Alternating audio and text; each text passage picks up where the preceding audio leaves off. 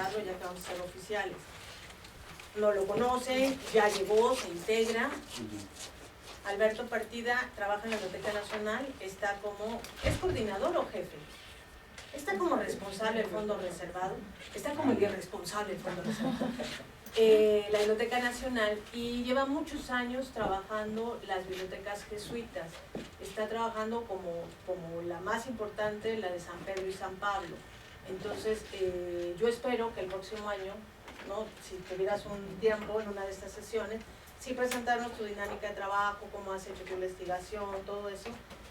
Que eso hay que recordar siempre, va a haber constancias, ¿no?, para las participaciones, y si quieres, que es lo que Guadalupe ha hecho, no es obligatorio, pero es parte de la dinámica del seminario, si quieres, después de reunirte en el seminario con nosotros, puedes organizar una conferencia abierta al público, un poco como para divulgar temáticas, etcétera, etcétera, ¿no? Porque la dinámica del seminario es la que estamos practicando ya desde hace 2 años. El que presenta, es decir, te toca, no sé, la siguiente sesión, tienes que mandar unas lecturas previas que estén orientadas, ya sean escritas por ti, que es el caso de Guadalupe como las ha mandado, o que están relacionadas con tu investigación, un poco para que la gente tenga más información sobre el tema, que puede ser sobre el estudio de las bibliotecas jesuitas en tu caso, etcétera. Yo, por ejemplo, que fui la última, la penúltima, porque con Guadalupe cerramos el año, a mí me tocó comercio del libro usado, y mandé unos 2 textos que conocemos sobre el comercio del libro usado en el mundo, porque no se ha trabajado mucho, al menos en el mundo hispanoamericano, que son una chica francesa, que es Clara Paliste, que hizo su tesis en Sevilla sobre ese comercio, y la doctora Cristina Gómez Álvarez, aquí de Filosofía, que también había dejado como un documento. Y básicamente yo presenté la investigación que estoy desarrollando. Entonces el próximo año, prácticamente el primer semestre, van a ser todos los nuevos, para que el segundo semestre sean los que están, ¿no?, repitiendo. Entonces se va a integrar, lamentablemente no vino, Javier Romero Miranda, que es alumno mío, está en el doctorado, y va a estudiar la biblioteca del Monte Carmelo de Toluca, el Monte Carmelo. Se integra Sandra Cruz, que ojalá llegue, pero me dijo que a la conferencia sí venía. Tengo mucho interés en conocerte y tú a ella. Es catalogadora de libro antiguo, es la mejor que conocemos. Muy bien. Es excelente Sandra. Sandra también se integra al seminario, ha estado viniendo a las sesiones, lleva creo que 2 o 3 sesiones con nosotros, y ella está por empezar a trabajar cómo catalogar los testimonios históricos de las ediciones, ¿no? Porque esa es la parte que nos quedó pendiente después de los catálogos. ¿Quién más se integró? ¿Te acuerdas, Ramón? No. Hay alguien, bueno, son los nuevos que se integran son Alberto, Sandra, Guadalupe, y me parece que hay alguien más. Ah, sí, María Campos Guardado, de Filológicas, y Hugo Espinosa. Ellos prácticamente trabajan en las ediciones del siglo XX, es decir, hay que recordar que el seminario es de cultura escrita, entonces es histórico y contemporáneo. Estuvieron aquí la sesión pasada, recién llegan de un evento de Perú, se han disculpado. La que es mi par, coordinadora, que es la doctora Ana Cecilia Montiel Ontiveros, recién ella presentó su investigación que terminaba sobre la última impresora novohispana, ¿no?, María Fernández de Jáuregui, que gracias a su investigación y la de Ken Ward, ¿no?, se logra comprobar que los Calderón son solo una dinastía. La tesis de Ken está abierta en la red, si alguien necesita el enlace, me avisa y se lo paso. Está en inglés, pero está disponible. Ana Cecilia publicó también parte de su tesis, sin embargo también me dijo que si alguien quería la tesis, se la podía pasar, la tesis original sobre Ana María Fernández de Jáuregui. Se fue de sabático, justo el año que yo regreso, estuvo ella durante mi sabático a cargo, entonces comienza investigación, con lo cual probablemente también se presente el próximo año, porque no se ha presentado después del principio. Entonces, la característica siempre va a ser, si todos estamos de acuerdo, me falta Otón Nava, que también se integra y se va a presentar, está haciendo el doctorado en el Mora, ¿verdad? Ya acabó. Ya lo terminó. En la UAM. Y trabaja en la UAM y también se presenta. Ediciones del siglo XIX. Él va a trabajar ediciones del siglo XIX, que es su tema de doctorado, es el que se me olvidaba. Entonces, la dinámica del seminario es: nos reunimos cada 2 meses en una sesión con una persona que está a cargo de la sesión. El que quiera hace la conferencia aparte, nos manda las lecturas y discutimos. Además, este seminario organiza anualmente unas conferencias con el Instituto Mora, que son las conferencias de manuscritos e impresos antiguos. Entonces ahí es un momento para si quieren invitar a alguien, es una conferencia de corte difusor, o sea, es abierta al público. Entonces a veces bibliotecas quieren presentarse, no un investigador, entonces sería conveniente. Siempre buscamos que haya esta gente. Y después, especialmente por el asunto de los bibliotecarios, las jornadas de bibliotecas novohispanas que tendremos este año el día 2 de diciembre. Está dedicada este año a los testimonios, entonces estamos tratando de encontrar estudios de procedencia y es como una idea de Sandra para ayudarle a Sandra a pensar si es posible que trabajemos ya en México algo como antiguos poseedores, ¿no? Como lo que está en Salamanca y todos estos, incluso de la Penn University Library, todo lo que implica empezar a localizar los testimonios, porque como sabes ya logré terminar el trabajo de Sigüenza, yo lo cierro hasta mis testimonios localizados. Entonces sí, la biblioteca de Sigüenza pues es un lío, ¿no? Pero ahora que pude verificar bien los de la Biblioteca Nacional, la Nacional de Antropología, el contacto que tenía de Iowa, que es donde ha aparecido otro de Sigüenza, pues estamos hablando de que se conservan no más de 14 libros firmados por Sigüenza. La lista está perdida, pero hacemos los apuntes relacionados con el testamento. Lo que el testamento dice que sí se conserva, copia en Archivo General de la Nación y copia en notarías. El texto ya lo terminé, el texto no fue académico, fue un texto de divulgación que me pidió la Biblioteca Eusebio Francisco Quino, porque tiene 2 Sigüenzas y tenían intención de eso. Si les interesa se los paso. La idea de que sea académico está en inglés y está en evaluación en un dictamen, un poco para interesar a todas las otras bibliotecas, porque como Iowa me decía, si no me dices que esa es la firma de Sigüenza y Góngora, ni me entero que yo tengo un libro de Sigüenza, ¿no? Entonces estamos como tratando de ver eso. En teoría entonces vamos a tener 6 sesiones el próximo año. En el caso tuyo, si vas a participar y tienes una fecha que te gustaría reservar, sería ideal, ¿no? Empezamos en enero y a partir de ahí empezaríamos a cobrar 2 meses. Si no me equivoco, Sandra se iba a presentar en enero como por el principio, o Javier, y los demás, ¿no? Ya empezarían a organizarse. Fuera de eso, pues el seminario es un espacio de ustedes, entonces la idea es que para tener la constancia anual, que es el compromiso, pues participen en alguna de las actividades, organizando algún evento y o no presentándose directamente. Entonces el que se presenta pues está por dado que participó en el seminario, pero si no quieren presentarse tendríamos la otra opción, ¿de acuerdo? Estaríamos Ana Cecilia y yo siempre a su disposición, controlando lo que es pertinente. Pues ahora les voy a presentar a Guadalupe, que es la última estrella reluciente en bibliografía material del grupo de trogloditas. Es que siempre les digo que los que practican bibliografía material, no, Clive nos llama los trogloditas, ¿no? Porque nos fijamos en el detalle minucioso de la cosa. Entonces, hace muchos años habíamos dicho ya que uno de los grandes problemas de los impresos mexicanos del siglo XVI es que nunca habían sido comparados. Entonces, después de que se hicieron las grandes bibliografías finales del XIX y principios del XX, después de que se debatió si los íbamos a llamar incunables americanos o no, el tema quedó como cerrado, se pusieron en un valor singular y especial frente a todos los demás, pero no hubo trabajo de comparación. Como saben, hay un proyecto organizado en Estados Unidos que se llama Primeros Libros, que está enfocado a la digitalización de todas las evidencias conservadas en México y en el mundo. El proyecto de digitalización no tiene la intención de que las instituciones mismas produzcan a través de sus recursos, sino del proyecto. Me parece que los escáneres son trasladados a cada biblioteca para la digitalización a través de un acuerdo. Adelante, Karen. Entonces, ella que ha hecho su tesis en España bajo la comanda de Mercedes Valladares, que esa es mamá mayor de los trogloditas. Ella es experta en impresos burgaleses del siglo XVI y lleva, pues yo qué sé, más de 20 años en la academia. Pues es una de las grandes bibliógrafas españolas del gran grupo que transmite todo lo que es bibliografía material en la escuela española, que en la escuela española le llaman tipo bibliografía. Entonces, como la escuela de ellos. Y allá fue formada, ha trabajado en impresos mexicanos y autores mexicanos. Ahora me comunica que su parte de su tesis se publica. ¿La publica San Luis o...? No, la Universidad de Veracruz. La Universidad de Veracruz. ¿Se puede conseguir? Sí, es un open access, un ebook. Ok, perfecto. La editorial de la Universidad Veracruzana, y es la edición crítica, es solo una parte de mi tesis de doctorado. de edición crítica de un viaje versificado, un relato de viaje versificado que se llama Viaje de América a Roma. Interesante, estilo burlesco, una cosa ahí más o menos divertida. El autor narra desde que sale de Zacatecas y llega hasta Roma, todo en romance, ¿no? En verso octosílabo y de estilo burlesco. Entonces, es muy interesante la historia, pero lo que quiero enfocar es que ella trabaja más y con mucho detalle, incluso las lecturas, las que recibieron, es la edición.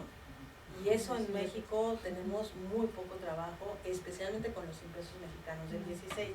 Entonces, como le digo, a mí me parece, ella dice temeraria, yo le digo valiente, porque pisar terreno de los impresos mexicanos del 16, que es casi sacralizado, es toda una aventura.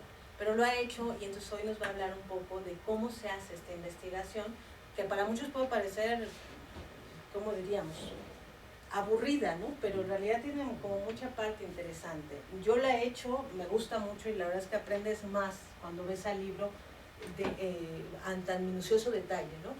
Pero sí, entiendo que es un trabajo muy pesado, puede llevarte muchas horas, suele ser bastante estresante, y yo solo he trabajado sin comparación, así que supongo que la comparación, como he leído en sus textos, no lleva a un detalle y a una minuciosidad que yo no sé si tendría paciencia, ¿no? Sí la tengo para las partes históricas, ¿no? Para entender y seguir las huellas de estos libros, que es un poco donde yo aplico esta metodología, pero sí me parece muy interesante que además la conozca, ¿no? Una bibliografía que no practicamos en México, prácticamente no se usa, es más, es una desconocida. Y la práctica bibliográfica en nuestro país ha sido como copia, ¿no? Repetición de modelos desde Medina y Casbalceta, sin cuestionar incluso qué tipo de información tienes. Y tienes otro pequeño detalle, que justo ayer me pasaba con una edición. De tanto repetir, nunca se verifican si los impresos que se están describiendo existen, o si son verdaderos, o si son una traducción de algo. Entonces, a veces cuando uno encuentra en estas repeticiones de que estos son los impresos mexicanos de tal o cual, resulta que las ediciones pues no están. Entonces no sabemos de dónde salió el registro, si salió de un inventario, entonces sabes que fue registrado en un momento histórico, pero ya no está el ejemplar, o si en aquel momento de la repetición pues se mezclaron cosas y la edición dudas, ¿no? De que sean los datos, el impresor y todo esto. Entonces a mí sí me parece importante que esta metodología la conozcamos, especialmente como el seminario, cuando nos toque trabajar uno o algún autor, ¿no? Karen quería hacer parte de esta investigación en su tesis, pero tuvo que escoger o la parte histórica o los impresos de los hogares, pero tiene un montonal de material de trabajar con los hogares, ¿no? Entonces a ella le interesa mucho trabajar esto, siempre ha sido como muy fanática, es una troglodita en formación, entonces esperamos que lo consiga. Entonces, Guadalupe está en la Universidad Autónoma de San Luis Potosí, es formada en la licenciatura en la Universidad Veracruzana y está formada ya en el doctorado en la Universidad de Salamanca. Me parece que tienes 2 años integrándote a San Luis, ¿verdad? 2 años en San Luis, sí. Acaba de llegar a la Universidad Autónoma de San Luis Potosí, entonces desde allá está. Tiene un fondo exquisito y prácticamente desconocido, que es el fondo de la famosa bibliografía potosina, ahora Centro de Documentación Histórica, ¿verdad? No está catalogado ese fondo, o sea que realmente nadie sabe lo que hay, y está haciendo prácticas y tratando de transmitir este conocimiento en San Luis, lo cual me parece también todavía más loable, ¿no? Sí. Lo que sí sabemos de las colecciones del norte, a menos que ella me desmienta, no bajaron. Es decir, prácticamente toda la información de las colecciones del norte no la vamos a encontrar en los catálogos del sur. Son fuentes que o se dispersaron hacia arriba o desaparecieron justo arriba. Entonces hay información completamente inédita en cuanto a testimonios históricos, marcas de fuego que nadie ha visto, personajes que nadie sabía que estaban por ahí. Son como cosas muy interesantes. Entonces, también si a alguien le interesa saber algo sobre estas partes, Guadalupe puede informar. ¿De acuerdo? Ok. Somos todos tuyos. Gracias, Idalia. Pues, bueno, antes de empezar, nada más comentar lo que decía sobre estas noticias que se repiten y se repiten de instrumento a instrumento bibliográfico. En la conferencia pública voy a hablar de ejemplares manipulados y ahí voy a presentar justamente una noticia, un deslinde de una noticia inexistente, ¿no? Que en su momento Wagner apuntó en su bibliografía mexicana y que después del cotejo nos damos cuenta de que esa edición no existe, pero a partir de Wagner todo el mundo la repite, ¿no? Entonces, ahora se discrimina.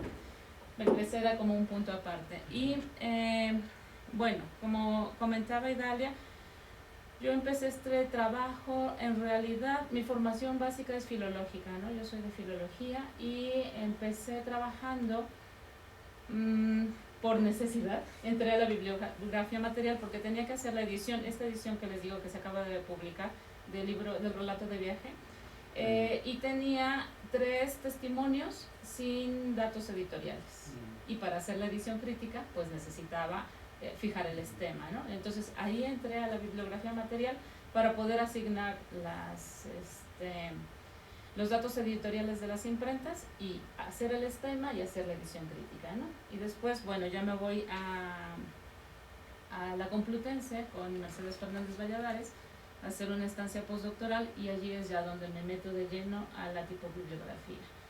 Ella, como ya comentó Idalia, es la gran experta en tipobibliografía española y de impresos burgaleses del siglo XVI, y el proyecto, que fue un proyecto financiado por CONACYT que yo propuse, se llamó Nueva Tipobibliografía Mexicana del siglo XVI, que está a punto de publicarse, espero, muy pronto. Sí.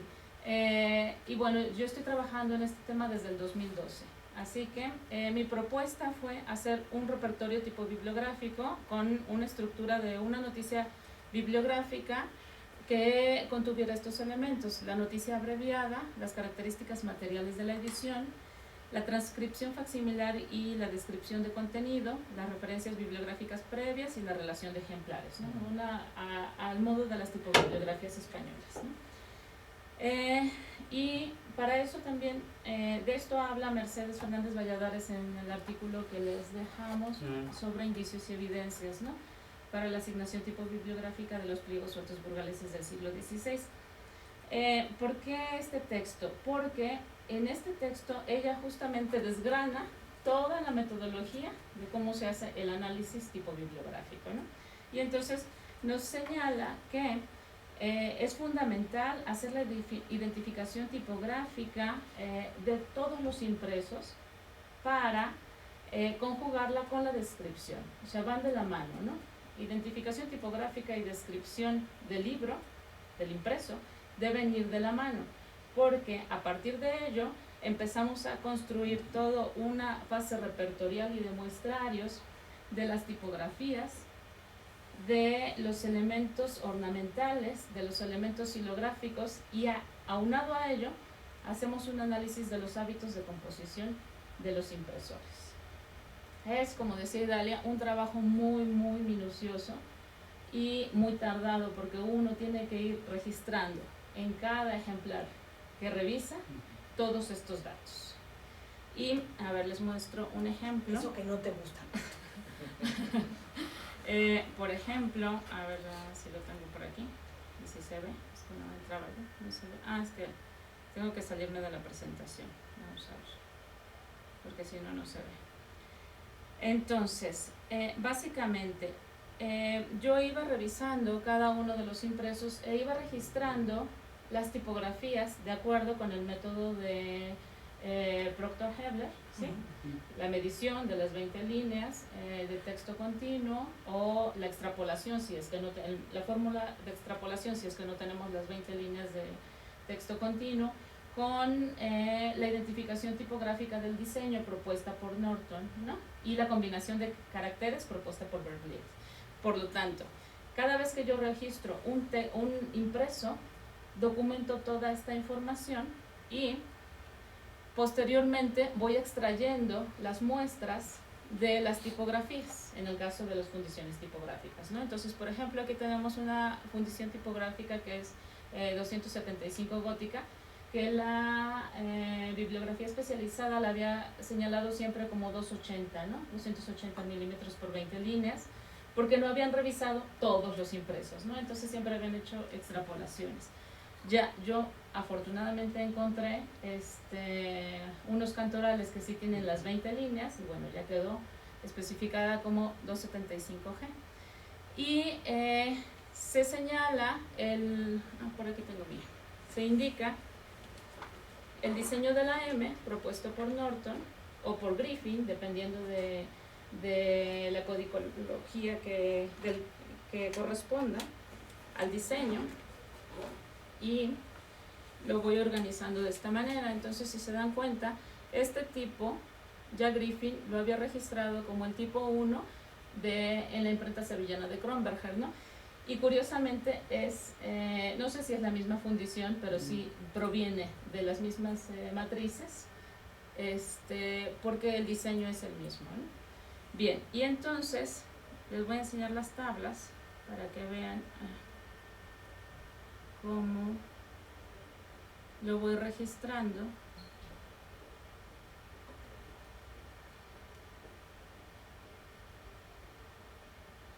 En cada una. Vamos a Pablos. Entonces voy haciendo mi descripción de la tipografía, de las distintas tipografías, y aquí pongo el diseño, el tamaño, si Griffin o otros bibliógrafos ya lo habían indicado, o si coincide con otro diseño de Norton, a qué número se refiere de mi repertorio y a qué registro, porque además llevo 2 numeraciones, ¿no? A qué registro dentro de cada una de las imprentas, en qué año está, qué título y dónde aparece esta tipografía. Portada, colofón, preliminares, titulillos, encabezamientos, textos, tablas, apostillas, erratas o tablas. Y así con todas las tipografías de todos los impresos que voy registrando, ¿sí? Aquí tenemos otra que es la 160G, la 132AG, y después tenemos otra 132, pero que cambia de diseño, ¿sí? Y aquí anoto cuáles son las diferencias entre una y otra. Bueno, esto es mi material de trabajo así de... En bruto. En bruto, exactamente, ¿no? Porque tampoco es muy técnico, ¿no? Es lo que voy escribiendo cada vez que voy encontrando. Y aquí, como ven, pues entonces ya tengo la tabla y después se puede vertir muy fácilmente en el repertorio, ¿sí? Y ahora les voy a enseñar cómo queda en el repertorio. ¿Qué nos permite esto? Establecer los usos de las tipografías y también establecer las incorporaciones de las nuevas fundiciones a los inventarios de las imprentas, ¿sí? Y después todo este conjunto de materiales nos permite hacer las identificaciones de las ediciones y menotes. Bueno, esta es una parte solamente. Ahora les voy a mostrar elementos ornamentales, grabados silográficos y iniciales grabados. Los elementos ornamentales para ayudar a identificar ediciones. Exactamente. Bueno, entonces esto, digamos que es una parte bastante dura, pero que funciona muy bien metodológicamente, ¿no? Bueno, y les decía, entonces, por ejemplo, en este caso que es muy interesante, esta fundición 132A es la que llega de Sevilla para la imprenta de Pablos, con la imprenta de Pablos, ¿no? Y se usa del 44 al 50. Y justo en el 50 aparece una nueva. Esto quiere decir, y esta cae en desuso, ¿sí? Esto quiere decir que revitalizó su material tipográfico en esta época y vuelve a aparecer aquí. Pero esta misma después aparece en Ucharte y después aparece en Bali. Esta misma fundición, la segunda, ¿no? Y la otra desaparece totalmente. Bueno, entonces así es el procedimiento de registro de cada una de las ediciones, y yo lo voy haciendo y lo voy también organizando por estilos, ¿no? Góticas, redondas, como pueden ver aquí, y cursivas, ¿no? De momento aquí. Y aquí, vean, de esto voy a hablar ahorita también en la conferencia. Un punto que puse en amarillo, pero en realidad es rojo, rojo, rojo, ¿no? Esto no coincide. Después de que hago toda la revisión de todos los ejemplares disponibles, esta es un elemento disonante, no existe. Y eso permite establecer que es una falsificación después, andado el tiempo, ¿no? Con otros elementos, ¿sí? De eso voy a hablar en la conferencia. Pero no es posible que aparezca solamente en este caso. En fin. Ahora, los elementos ornamentales que registro también, lo hago también por cada imprenta y registro con el mismo método. y hago este registro, ¿sí? Anoto en las ediciones que aparece y en qué partes aparece, en la portada, por ejemplo, el número de registro y el título y el año, ¿no? Y así voy, con todos los elementos ornamentales, lo mismo. Algunos aparecen mucho más veces que otros, ¿no? Como estos, por ejemplo. Y donde aparecen, ¿no? En el interior o en la portada. Esto también me permite después establecer las relaciones y las historias, las intrahistorias de los talleres, ¿no? Cómo van pasando de uno a otro taller. Y las iniciales grabadas, lo mismo, con el mismo método. Voy registrando cuánto miden, igual si lo había registrado anteriormente en la tradición bibliográfica, en este caso Griffin, ya lo había registrado, pertenecía a la imprenta sevillana, cuánto miden y en qué impresos van apareciendo, ¿sí? Y en algunas ocasiones con qué otra tipografía se combina, ¿no? Para ver lo que dice Mercedes Valladares, las preferencias de utilización en la combinación de los caracteres, ¿sí? Tipográficos y ornamentales y xilográficos, porque cada impresor tenía sus propias preferencias, ¿no? Y vemos que se repite y se repite. Entonces vean, estas series de iniciales grabadas aparecen en todos estos, ¿no? Y a veces aparecen con valores distintos. Por ejemplo, esta Z está volcada con valor de M, ¿no? En algunos impresos, esta de aquí. Eso me parece también muy bonito, ¿no? Porque ese también es un hábito de un solo componedor, ¿sí? Entonces, eso también nos ayuda mucho a la asignación, ¿no? A la temporalidad, porque si es un hábito de un solo componedor, si comprobamos que es un hábito de uno solo, podemos después identificar, si nos encontramos un impreso con estas características, saber en qué año más o menos se realizó. Ayuda a la adaptación. Exactamente. Bueno, así, vean, son muchísimos. Y lo mismo con los grabados xilográficos. Sí es un trabajo pesado y minucioso, pero los resultados son sorprendentes. Y lo mismo, anoto si la tradición bibliográfica ya lo identificó y dónde, y lo mismo. Y aquí, ¿dónde aparece, no? ¿Dónde aparece el grabado xilográfico? ¿En qué parte del libro? Y así voy. Y cuando no lo registra nadie, lo pongo, ¿no? O sea, cuando la tradición bibliográfica no lo ha registrado, y ahí voy. El caso más asombroso es el de Ocharte, porque Ocharte tiene, y me falta todavía integrar unos grabados de unas reproducciones que me acaban de llegar, pero Ocharte al día de hoy tiene, hasta tarde en cargar, de tantos que son, tiene, vamos a ver, este no es el que está numerado, pero 300 y tantos grabados xilográficos en uso continuo. Wow. No lo tengo por aquí, pero vean, son 5.500 celdas de la tabla de Excel. Es que tenía una que ya estaba numerada, pero supongo que no es este que está homologado.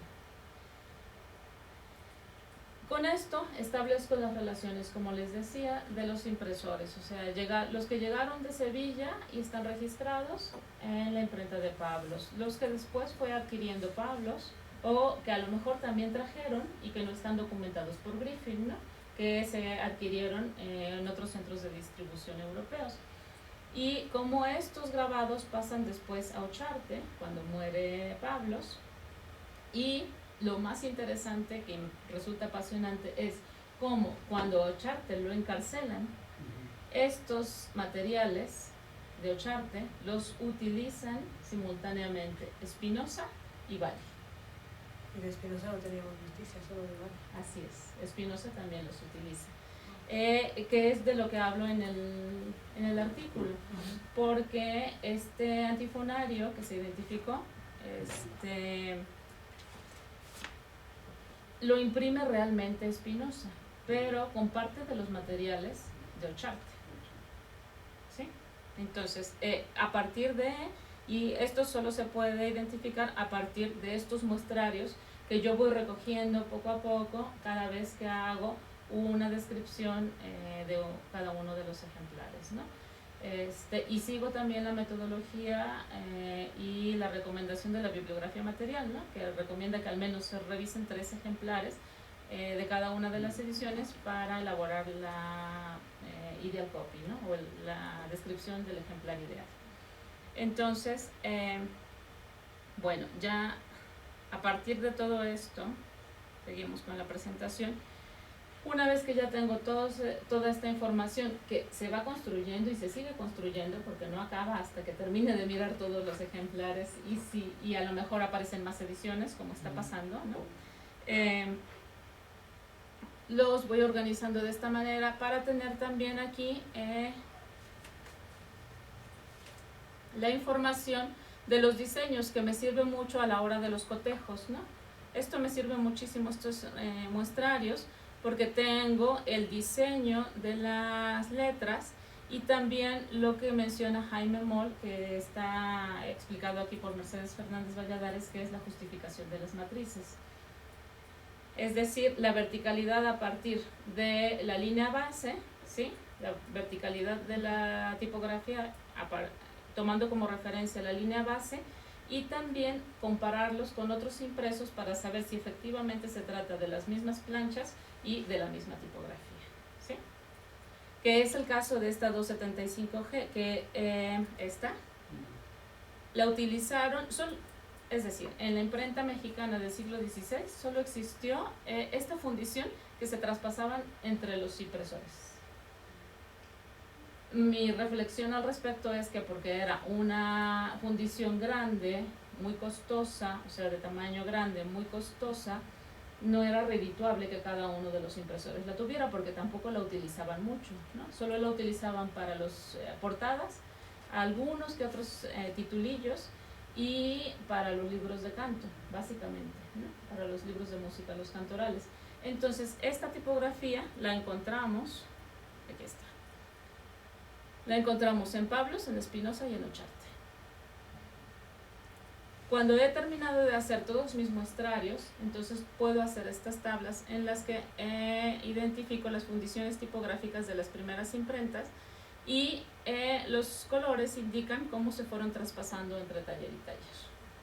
¿Sí? Entonces aquí tengo esta de 160G que primero usó Pablos, Espinosa no, pero sí Ocharte y Bali, que era lo que les decía.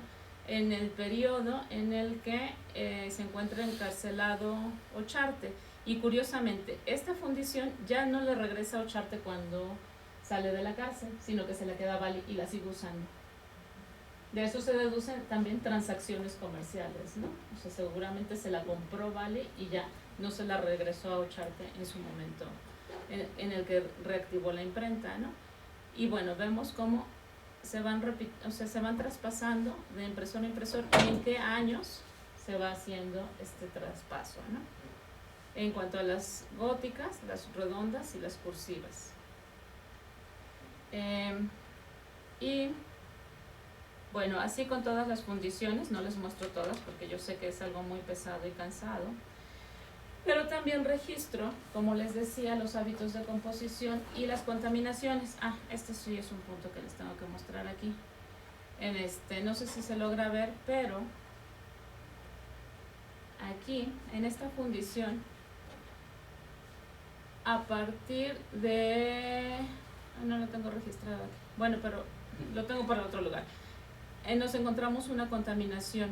Si se dan cuenta, aquí tengo 2 A's, ¿sí? ¿Lo logran ver? Esta A pertenece a la fundición 160G, pero esta es una contaminación. Es distinto el diseño, bueno, ligeramente distinto, pero es evidente la diferencia de tamaño. Que es de lo que habla también Mercedes Fernández Valladares en el artículo, de cómo había simultaneidad de uso de las cajas y en las fundiciones, y a veces se contaminaban unas con otras, ¿no?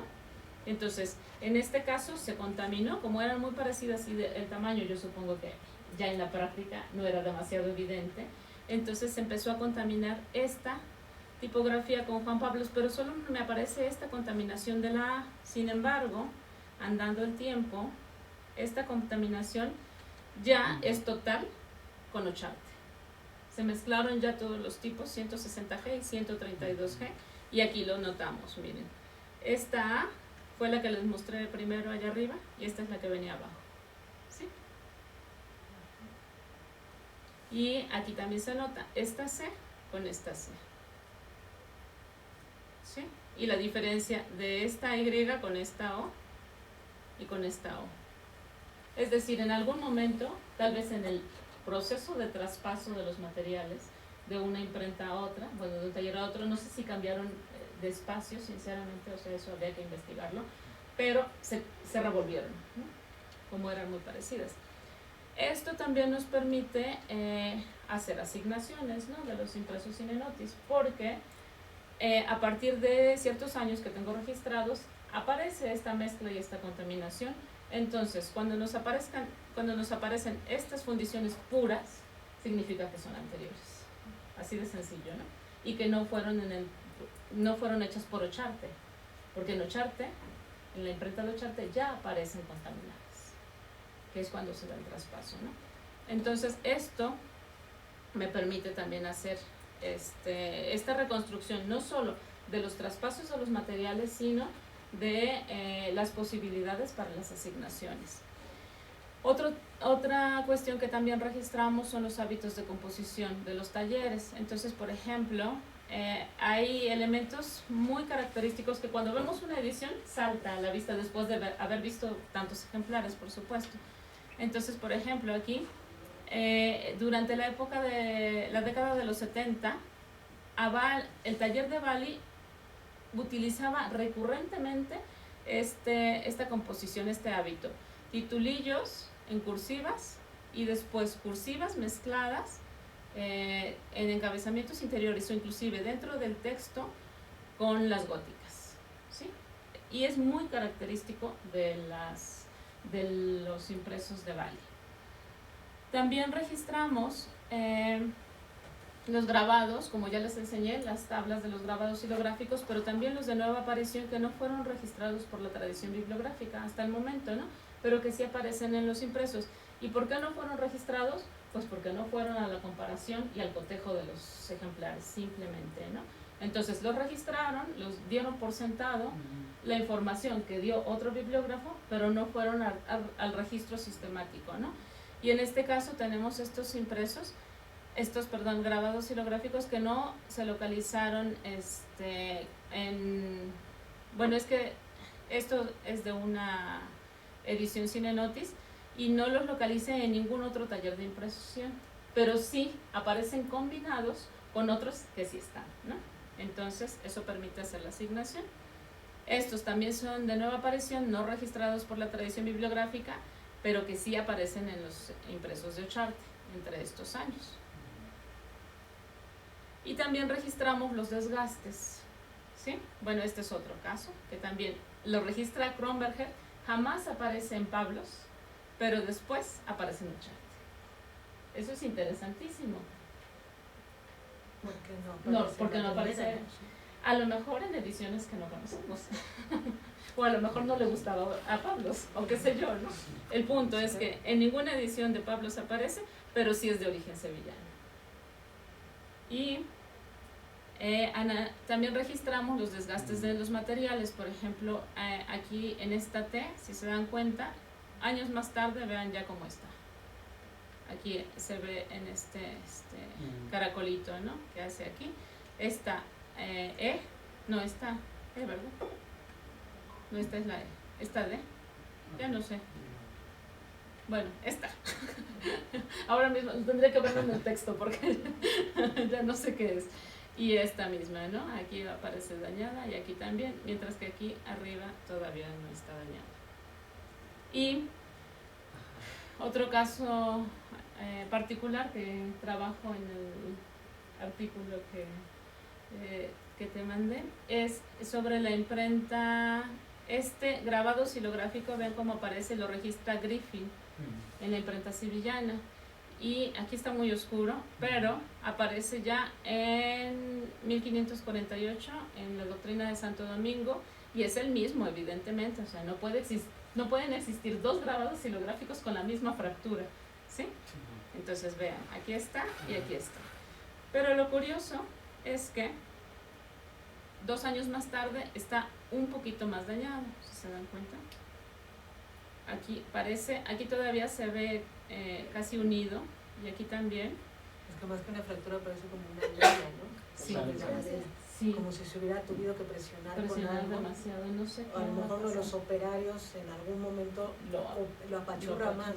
Sí. Y como es madera humedecida, en teoría tiene que tener.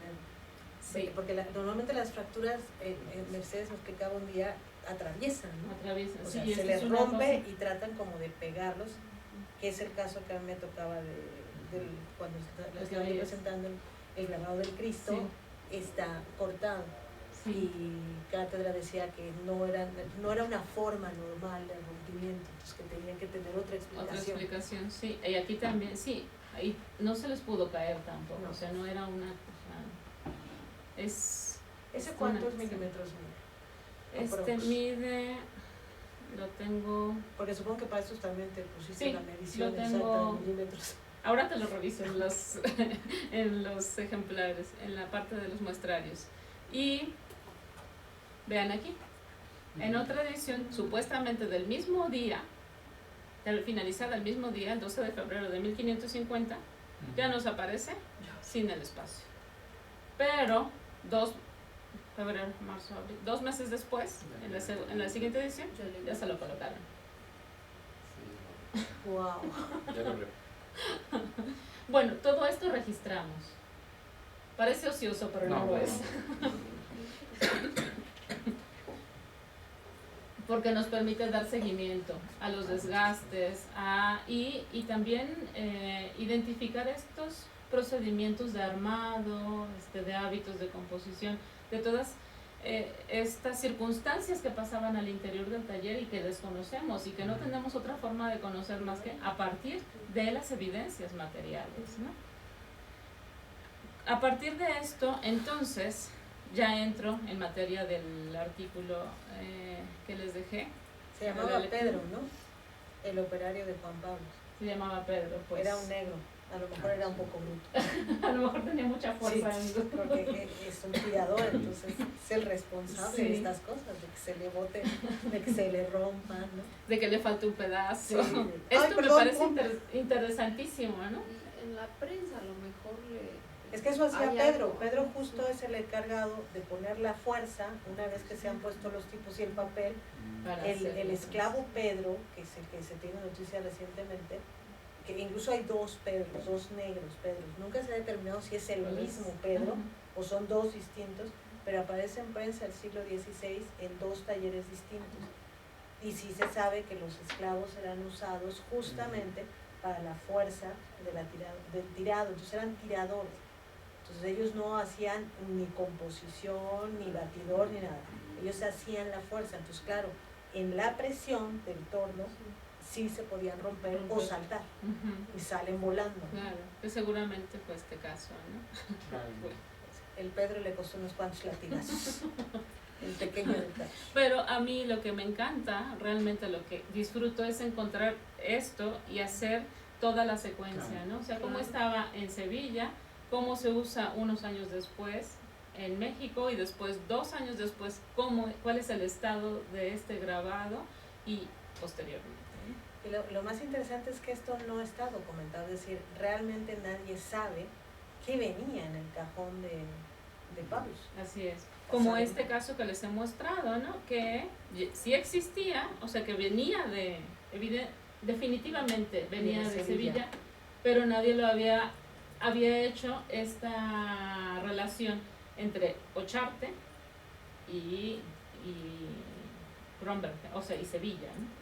Claro, porque como la relación que hemos hecho es más bien familiar que tipográfica. Exactamente. Hemos buscado la evidencia entre cómo se casan entre familias y no hemos hecho la relación que va entre el material tipográfico. A mí por eso me parece esto importantísimo. ¿Cómo se casa el material tipográfico? A partir de mejor dicho. Sí, es otra historia. Es que esa es la parte más valiosa de la imprenta, de los juegos de tipos. Así y es. ese tipo era como que es la materia prima de los impresos, pero prácticamente si no es la bibliografía material y además en una aplicación bien concreta, no se ve. Claro. O sea, nosotros solo Así es. vemos la evidencia de un ejemplar y, por ejemplo, cuando trabajamos históricamente un objeto, pues trabajamos con ese ejemplar. Ujú. Pero incluso yo creo que en términos del conocimiento que tenemos sobre estos materiales, nunca precisamos, y al menos yo lo suelo ver mucho en los textos, la gente no suele decir, yo estoy trabajando el ejemplar de la Nacional, Ajá. incluso como para hacer esa diferenciación, Claro. porque a veces va a parecer que el ejemplar que está en la John Carter Brown tiene una diferencia Así es. y ya no es igual. Sí. Pero nosotros decimos como un libro moderno, ¿no? Como si yo citara, no sé, tu edición contemporánea, pero si está en la Nacional de México o si está en la Universidad de Salamanca, van a ser iguales, pero en Pero este no. mundo no. No. Y la gente no precisa, incluso no precisa cuando trabaja con microfilm, no precisa cuando Exacto. trabaja con digitalización. O Por con ejemplo, el- en Google, sí, yo siempre sí. se los digo a los alumnos, Google construye Frankensteins digitales Ujú. y a veces no se dan cuenta. Sí. Y citan un libro de Sí, Google. es que estás, es que es difícil, digo, bueno, tienes que ser un especialista para darte cuenta si hay un, digamos, si están como falsificando Sí. las cosas, uno está, porque además Tú lo das por sentado, Sí. como uno todos. lo da por sentado y como que uno tiene esa visión contemporánea de que y se olvida que el libro es un objeto de la cultura material, es decir, parece que ahí es el mundo de las ideas, no, mira, yo lo busco en internet, miro, fíjate, y rapidísimo tengo acceso a tal cosa o tal otra, ¿no? Entonces, bueno, eso está bien y ayuda en ciertas cosas, pero no hay que olvidar que el libro es un objeto de la cultura material. Claro Así que tienes es. que registrar si tú realmente has visto el material, Sí. si te está remitiendo a un catálogo, porque tú estás tomando solo el registro de un catálogo. Tú nunca has visto el libro, estás Sí, exactamente, refiriendo no a hace eso, ¿no? ciencia ficción, ¿no? Así es. A veces está súper interesante. Bueno, con todos estos elementos, por lo tanto, ya todo esto reunido, es posible hacer asignaciones de ediciones Cinenotis, ¿no? Primero, identificando contenidos, que es a lo que también me dedico en la parte filológica, ¿no? En la identificación de contenidos, y por otro lado, con la combinación de los materiales puestos en página en un libro, ¿no? Que es este caso. Este es un ejemplar fragmentario que se conserva en la Biblioteca Cervantina del Tecnológico de Monterrey, que tenía catalogado como un misal, como uno de los misales, ¿no? De 1500, ahora no me acuerdo porque son muchos datos, pero está aquí en el artículo, ¿no? Sí. Entonces, afortunadamente yo ya había visto otros misales y ya había hecho la descripción de otros misales de esa edición que supuestamente tenían en Monterrey, ¿no? Entonces, cuando me encuentro con este ejemplar, la verdad fue una gran sorpresa porque dije, esto no lo he visto, ¿no? O sea, ya registré todos los libros de canto, todos los cantorales que evidencia la tradición bibliográfica, y esto jamás lo había visto. Y entonces me puse a cotejar con todas las descripciones que tenía de libros de este formato y resultó que no era ninguna. Pensé que eran los graduales dominicales, un graduale, otro graduale, los otros misales, en fin, no era ninguna, pero los elementos materiales sí eran de la imprenta mexicana, ¿no? Entonces empecé el recorrido de la identificación de los materiales y de acuerdo con las mediciones, coincidió que estaba compuesto con esta tipografía 275G, que era de Pablos, y con esta 136G, que era de Espinosa. ¿Sí? Entonces aquí empezó el problema, porque estaban combinados y yo no había visto esta combinación antes, ¿no? O sea, Espinosa tenía los de Espinosa y Pablos tenía los de Pablos. Entonces hubo que recurrir a otras estrategias, ¿no? Que ir a las fuentes documentales y existía en el proceso inquisitorial de Ocharte la descripción de un antifonario dominical y de un pasionario, sí, del pasionario, que Ocharte le pide, creo que a su cuñado, que supervise cómo va esa impresión en casa de Espinosa cuando él está encarcelado, ¿sí? Y entonces, al hacer el análisis del contenido de este texto, resulta que en efecto es un antifonario, son antífonas, ¿no? Para la misa. Y se compuso en la casa de Espinosa bajo el nombre de Ocharte. Exactamente, con la financiación de Ocharte y con la mezcla de los materiales. Por eso tiene una tipografía que era de Pablos y que después pasa a Ocharte, y la otra que sí era de Espinosa. ¿Sí? ¿Y que se asociaban para algo? ¿O sea, no lo se alquilaban la... No lo sabemos. Oye, fíjate, tengo tanto trabajo, ayúdame con esto y como que yo creo que eran transacciones subcontratan. comerciales, pero la única que lo ha dicho fue Grañén en un texto, no sé si recuerdo que es derivado de la tesis o no creo que es el derivado de la tesis, el que publica en el Anuario de Estudios Americanos. Ahí ella alegremente dice que se prestaban, así como si se fueran a la cantina y oye cuate, préstame tus tipografías. A mí eso me pareció muy extraño porque no tiene documentación puntual. Y estás hablando de la materia prima de los impresos, era o sea, yo no creo que se la prestaran. de la imprenta, lo que, ay, no, esto no me lo toquen. Yo creo que son transacciones comerciales y no que hemos es como encontrado. que, y además es como una cosa como lo de, es como grande y aparatoso la tipografía, y lo que tú dices, si se te mezcla. No, pero además lo de lo que ha dicho ella sobre los usos, es decir, lo que nosotros no sabemos es, hasta Espinosa, quién tenía capacidad real para producir tipos. Espinosa es grabador de tipos, él sí conoce la aleación de metales y que inclusive sí se ve una modificación sustancial entre la imprenta de Pablos y la llegada de Espinosa. Espinosa tanto lo conoce que por eso impugna el privilegio concedido a Kronberger, porque desde no haber impugnado ese privilegio, él no podría crear tipografía nueva y trabajar libremente. Pero tampoco sabemos, porque no se conserva material, cómo lo hizo. Sabemos que sabía hacerlo, porque la documentación española nos habla de un hombre que además de conocer la prensa, es diseñador de tipos, lo que sería un diseñador de tipos modernos, pero él sabe hacerlo. Ahora, tampoco nadie creo que se ha metido a investigar con qué cosas vino Antonio Espinosa. O sea, en el primer momento que viene con Pablos, viene como operario de prensa. Es su contrato. Porque es en el segundo momento, muerto Kronberger, cuando Pablos trata de activar con el apoyo de Zumárraga, trata de activar la prensa, porque si no el telón se le viene abajo. Brígida Maldonado no está interesada en seguir teniendo taller en Nueva España. Entonces es el momento que Juan Pablo se da cuenta de que puede liberar su taller de la casa Kronberger y tener independencia, y entonces negocia, y si no me equivoco viene con 3. Uno de ellos es Antonio Espinosa. Pero Antonio Espinosa viene como operario de su prensa, viene como componedor exclusivamente. Entonces, después, cuando Espinosa se da cuenta, porque además Espinosa viene en el segundo momento como criado de virrey, y entonces ya nos damos cuenta de sus relaciones sociales. Espinosa podrá ser muy componedor y muy tonto, pero está bien relacionado con alguien que tiene una actividad puntual en la Cámara de Su Majestad, que es quien le negocia la cita en corte, y ahí en corte él pide que impugna el privilegio, y se da este documento famosísimo que no lo da el rey porque el rey está enfermo, y lo da la reina gobernadora, y la reina gobernadora dice claramente que esto es un arte maravilloso, que no debe estar monopolizado y que debe, ¿no?, promoverse. Es un texto bellísimo que casi nadie usa ni cita, pero es reina gobernadora autorizando a Espinosa a venirse. No sabemos qué trae él en su segundo viaje. Lo que sí se nota es en los impresos es tipografía nueva.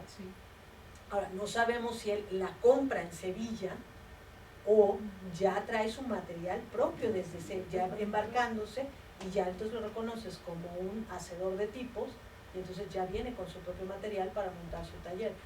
Claro, porque sí hay una ruptura, pero no sabemos qué trae. Es decir, hasta donde yo tengo noticia, nadie nunca se ha metido a buscar el registro de navíos que venían esas cosas.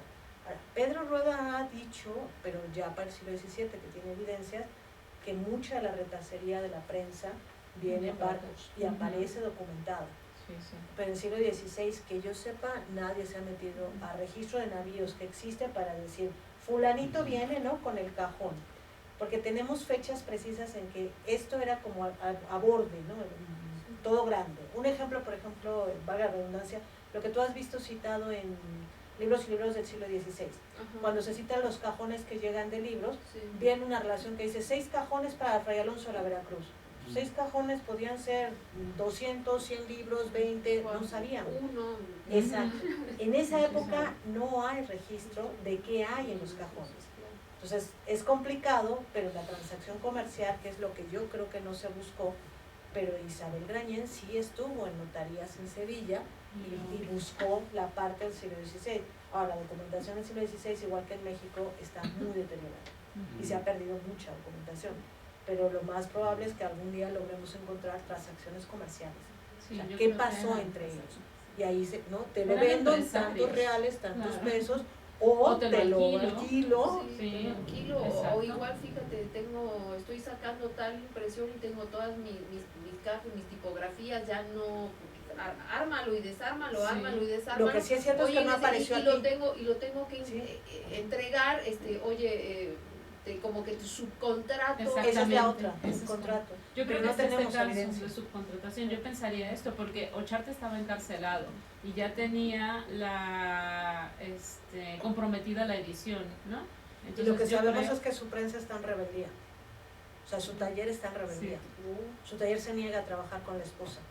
Entonces, la única opción viable es la subcontratar. subcontratación. Porque Sácame este trabajo, voy a Ajá, y conseguirlo. te doy parte de Claro. los materiales para que termines, Sí, para que puedas llegas como a elaborar. un acuerdo. Por eso nos sabemos repartimos del tanto otro por negro ciento. Pedro, porque ahí él amenaza con latigazos al negro, porque no quiere trabajar con la esposa. Entonces ahí sabemos que aparece el segundo Pedro negro, que no sabemos si es el que tenía Juan Pablo, que viene con él, porque si está en los documentos, o es un nuevo esclavo que también se llama Pedro, trabaja en la prensa de Ocharte y no quiere trabajar con la señora. Eso es lo único que sabemos. ¿Y Que es qué tirador razón? Por y que el no puro quiere. chisme, ¿qué razón da para no Es hacer mujer. las cosas? O sea, cállate, es mujer, yo no voy a hacerle caso a esta señora. Y él le dice, ahí también tenemos noticia por primera vez de que estas mujeres no son tan tontas, ¿no? Son buenas administradoras de los Una talleres cuchara por ahí. y para ser administradoras conocen la mecánica del taller. Por eso Ocharte dice en la carta que, pues literalmente, si él no está, ella puede, pero lo contó con el factor del género. Entonces tiene al taller en rebeldía y tiene que terminar dos trabajos. Incluso es la primera vez que se da noticia de una tirada. Sabemos que la tirada en esa época está en 300 ejemplares, que es bajísima para la prensa europea. Sí. Bueno, también habría que considerar el tamaño, ¿no? Era un folio mayor. Pero supuestamente la prensa europea Igual. rebasa los 500 en todos los Igual. tamaños. Pues la Sí, única son noticia que 300. tenemos son 300 y lo dice Ujú. Ocharte en el expediente. Y luego la noticia que tenemos de Raúl, que nos dio en junio. Raúl encontró una noticia de 500 ejemplares. Ah, qué bien. 500 ejemplares en siglo XVII para la exaltación de la Divina Misericordia. Ajá. Cuando salen los datos del convento y se están pagando, Sí. porque él encuentra Son una pocos factura. también, ¿no? 500 ¿Eh? para el siglo XVII son pocos también, ¿no? Siguen siendo pocos, incluso para el... Pero está hablando de una cosa bien interesante que eso no sabíamos. El convento financia la edición, Ok. pero además hay 2 ediciones. Una edición burda, Ajá. para las bulas y para todo esto, para que la gente tenga su indulgencia, y estos 500 de los que está hablando son de regalo. Y habla de Ok. papel especial y de tinta Ah, especial. ¿Te vale. acuerdas lo que nos dio de los datos Sí, eso sí, en sí. junio, no? Fue cuando Sí. dijo. Está en su Maravilla. tesis, no nos ha enseñado el documento, No. pero sí nos Sí, presentó pero está toda la Muy información. bien. Entonces nos dijo, y él nos lo dijo con una cosa así de que, ay, este documento tonto que me encontré, y todos nos quedamos ahí derretidos. ¿Tienes idea de lo que significa? Esto es noticia nueva. Ujú. Porque estaba muy preocupado de haber dado el giro a su tesis y la presentación fue como que, pues es que ustedes me dijeron que trabajara sobre los impresos, pero la vida de este señor resultó tan fascinante que en el trabajo buscando la vida del señor se metió al convento y en el convento encontró este documento maravilloso que le habla de ediciones distintas y eso fue fantástico. Para nosotros es fantástico Claro. porque habla de una cosa que no sabíamos, quiénes financian, Ujú. ¿no? Y además nos da un número nuevo para el 17 de 500 ejemplares de regalo. Sí, O sea, claro. eso sí amplifica el número, porque está Claro. hablando exclusivamente de los De los 500 de 500. regalo.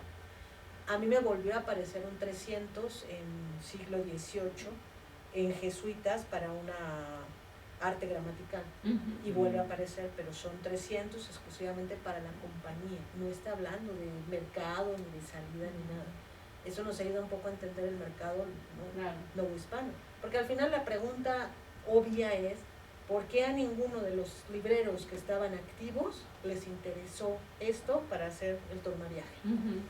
Es decir, no hay comercio del impreso novohispano para irse a Sevilla. ¿Por qué?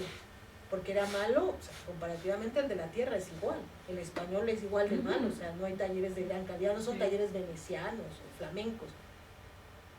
Había alguna política de Estado de no dejar salir, o sea, no es muy claro, pero no hay evidencia hasta ahora documentada de que haya habido venta de los impresos novohispanos en otro territorio.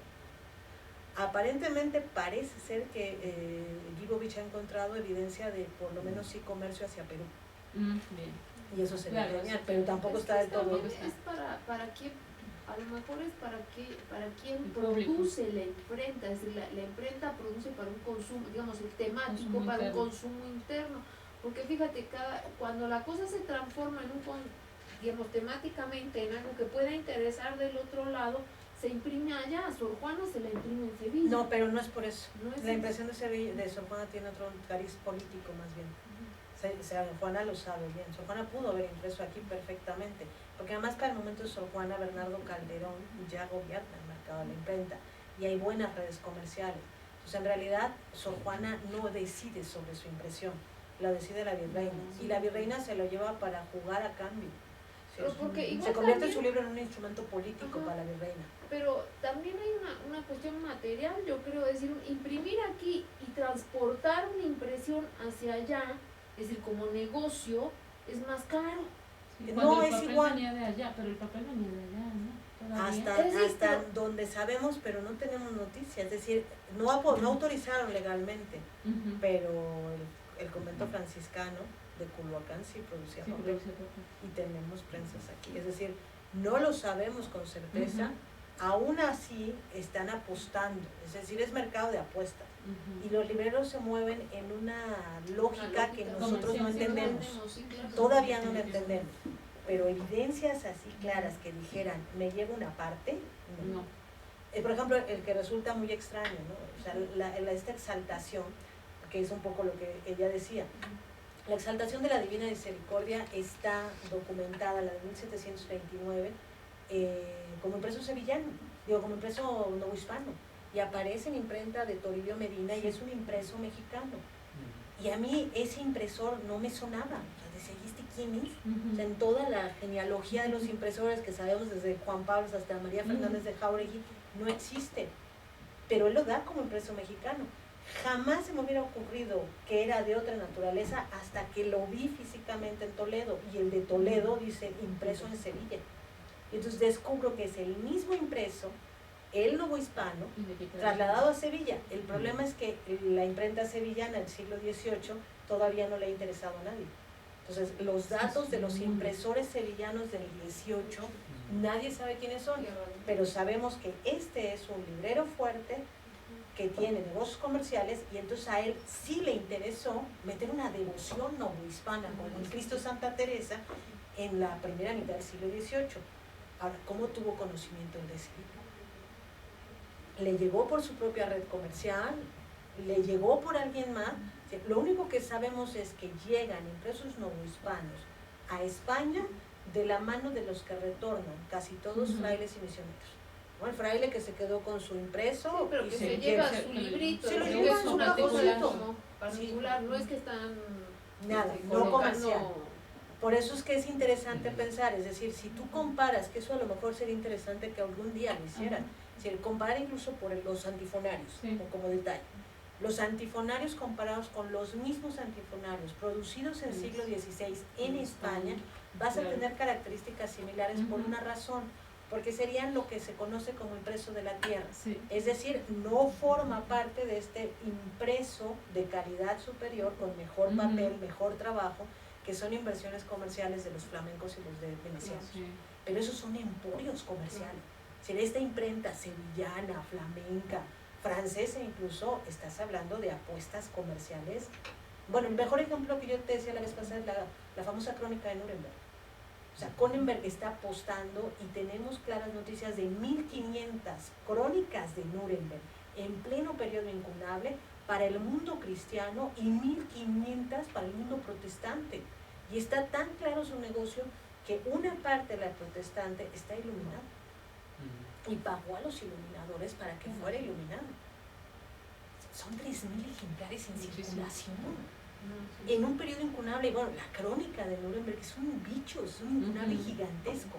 Se dice que tiene alrededor de 1.800 grabados y tiene la historia del mundo desde la creación por Dios hasta 1493-94, son las dos fechas de las ediciones. Evidentemente nada de la historia de los españoles Allende los Mares aparece, y te habla un poco incluso del secretismo de España, y es una edición muy buena, no es lujosa comparada con otras, sería de la tierra de Alemania, o sea, es de buena calidad, pero no es tan buena, tiene buen papel. ¿Cómo llegaron estas crónicas a México? Casi todos los conventos la tuvieron, la usaban para la historia, o sea, enseñaban parte de la historia del mundo a través de esto, lo usaban como los elementos que tenían, pues tienen grabados fascinantes, pero si tú lo analizas ya, como lo han hecho con bibliografía material, descubren que esos 1.800 en realidad son 700 grabados que se repiten y se reutilizan en todo el texto, pero es un proyecto editorial de una envergadura. Sí, Esto es lo interesante, pues, es decir, nosotros siempre los vemos como, que es lo que yo decía en la sesión pasada, nosotros siempre los vemos con el romanticismo de la cultura. Siempre pensamos en un libro como lo romántico, ¿no? El impacto que tuvo, transformó, no. Bajémonos de toda esa cosa, desvistámoslo, desnudémoslo y pongámoslo de terreno que es mercancía. ¿Quién y cuándo y cómo se oferta? Y todo esto está hablando de eso. Por eso esta idea de nunca, y ni uno solo, corrígeme si me equivoco, pero no hay un solo impreso nuevohispano en el siglo XVI que sean talleres en colaboración. Cada quien va por su lado. En una portada que diga impreso por y por, creo que sí hay uno, ¿no? El de Ucharte Valle. Ricardo, Antonio Ricardo Valle, no recuerdo. Hay uno solamente, que es un solo momento en que aparecen juntos. Fuera de eso, no fue. Sin embargo, la evidencia material te dice que hay más relaciones de estas establecidas en portada. ¿Quién es el que aparece junto? Ocharte y Jerónimo Gutiérrez Maestres. No. Yo creo que es Ocharte y Valle, en ese mismo momento en el que están Antonio Espinosa, sí. Antonio Espinosa sí, en los graduales. En los graduales, exacto. En los graduales, pero no en todos los estados. En un estado, en el primero. Solo en el primero. Ajá. Y en el segundo lo quitaron. ¿Qué dices? Solo Se pelearon, o sea, al final dijeron, ay no, te quedas tú con tus 100 y yo me quedo Antonio con mis 100. Ricardo, cuando retoma, cuando sale de la cárcel, bueno, cuando le permiten volver a imprimir y aparecer en los países de imprenta, ajá, es en el 78. Pero es el único, es decir, Ocharte es el único que hace relaciones. Coyuntural, porque él estaba saliendo de la cárcel. Y yo creo que esa es la explicación, es decir, Ocharte no le queda otra que negociar con los impresores. Asociarse con él. Con asociarse, por un lado, porque va a pasar no se va a quedar 3 días en cárcel. El cargo es grave, incluso él puede perder todo. Juan Ortiz es el que pierde todo, incluso es el desterrado. Sí. Pero Ocharte al final, incluso yo creo que esta negociación, el trabajo que está haciendo, al menos eso me parece en su historia, es lo que lo salvan de Inquisición. Porque si acaban con este impresor y lo destierran, no creo que en ese momento haya habido alguien capaz de hacer el trabajo que él estaba haciendo. No podrían haber levantado, y los 2 proyectos que tiene cuando está encarcelado son del arzobispado. Que el propio arzobispado debe haber dicho, nos echamos un chocolate, señor inquisidor, vamos a negociar. Ves que tú lo comparas con lo que Clive Griffin ha estudiado de los impresores españoles del siglo XVI que caen en Inquisición, no sobrevivió ninguno. Los quemaron, los desterraron, les hicieron hasta lo de Caín. Yo por eso digo que a veces la Inquisición con estos del 16 fue baja en calorías.